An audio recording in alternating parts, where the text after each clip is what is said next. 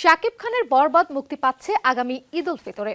এখনও বাকি আছে শুটিং, তবে এরই মাঝে বর্ণিল এক আয়োজনে প্রকাশ পেল ফার্স্ট লুক, যেখানে ভিন্ন রূপে ধরা দিলেন শাকিব খান।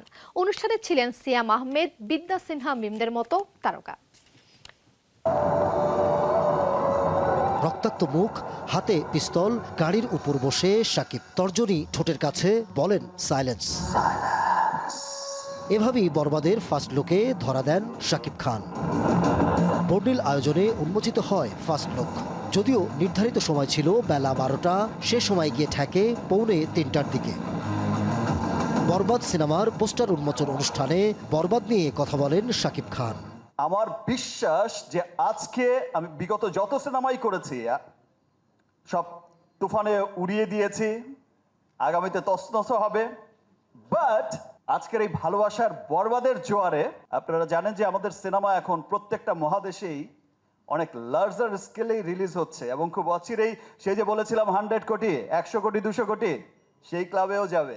বরবাদকে ভালোবাসায় আবদ্ধ করেন সিয়াম আহমেদ ও বিদ্যা সিনহা মিম। এবার ঈদের সব থেকে বড় ছবি আসলে বরবাদ, তো আমরা সবাই আসলে খুবই আগ্রহ নিয়ে বসে আছি যে কবে দেখতে পারবো। তো আমার মনে হয় যে এবারকার ঈদ আমাদের সবার জন্যই খুব ভালো যাবে।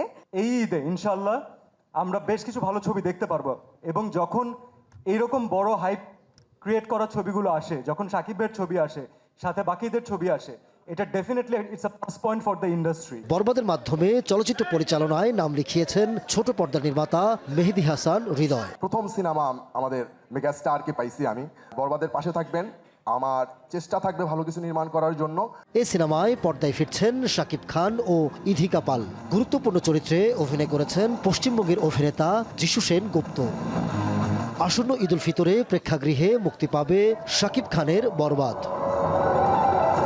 Ahmed Taukir, showbiz tonight.